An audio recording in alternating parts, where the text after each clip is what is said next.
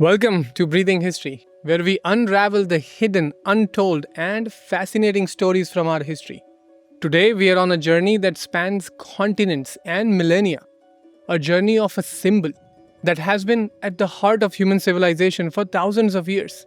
A symbol that has often been misunderstood, yet it carries with it a rich and diverse history: the swastika.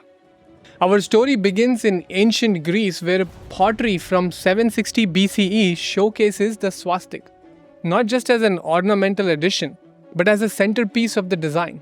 These hand-painted symbols, etched with care and precision, tells us that swastik was more than just a decoration. It was the integral part of the culture. So the question we all must ask is, how did this symbol travel across such vast distances in a time when global communication was non-existent? Or maybe there was some sort of global communication, we just don't know. Because unlike simple shapes like squares, triangles, or circles, the swastik is a complex design that suggests a shared cultural fabric across these ancient civilizations. This wasn't a mere coincidence. The swastik was a deliberate and meaningful symbol that transcended border and time, connecting cultures that are now lost in history. This hypothesis, while academically interesting, was eventually twisted by those with ulterior motives. It became the foundation of the so-called Aryan invasion theory, a theory suggesting that the ancestors of Europeans, the Aryans, had invaded India thousands of years ago. This theory became a convenient tool for European colonizers, implying that India had been under foreign domination long before the British arrived. Now fast forward to 20th century, and this distorted version of the history found its way into the hands of Adolf Hitler and the Nazis. Hitler, who was a barbaric dictator, twisted the Aryan invasion theory to fuel his ideology of racial purity. He claimed that the so-called Aryan race, to which the German belonged, was superior to others, and used the swastik as the emblem for his false and destructive narrative and beliefs. The Nazis had no understanding or the respect for the true origin of swastik. For them, it was merely a symbol to rally their followers around a perverse ideology. This misuse led to one of the darkest chapters in the modern history, the Holocaust, where millions of Jews and others were brutally persecuted. The swastik, once a symbol of peace and prosperity, became synonymous with hatred and terror in the eyes of the world. So the question that comes up here is that how can we say that swastik means well in India? Well, let me explain.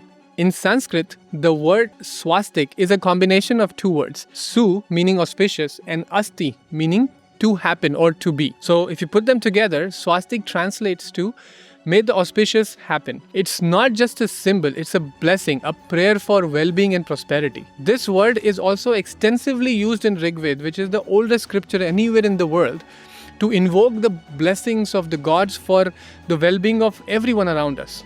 This ancient symbol is deeply embedded in Indian culture, where it is used to invoke positivity and good fortune. But how does this sacred symbol translate into other culture?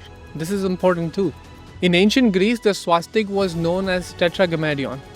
The name itself is derived from Greek word tetra, which means four, and grammadion, referring to the Greek letter gamma, which looks like an inverted L.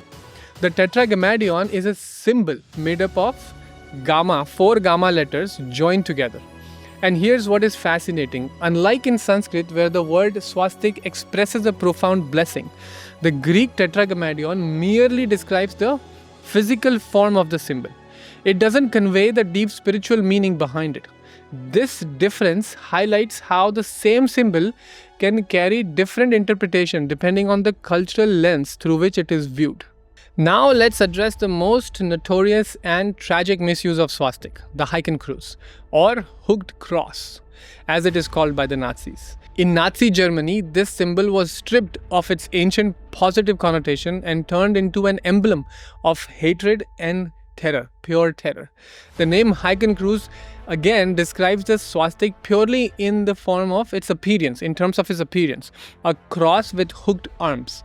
There is no mention of intention, no hint of the auspicious meaning that the symbol originally carried. The Nazis took what was a symbol of universal well-being and twisted it to represent their destructive ideology. So what stands out here is the stark contrast between how different cultures have perceived and named the swastik. In India, the focus has always been on the intention behind the symbol, on what it represents. The swastik is a symbol of auspiciousness, a prayer for good to happen. It is time to reclaim the swastik's true meaning, to remember and honor it as a symbol of auspiciousness. As we learn more about the history and significance of swastik, we can begin to see it for what it truly is, a universal emblem of hope and blessings. Jai Hind, Jai Bharat.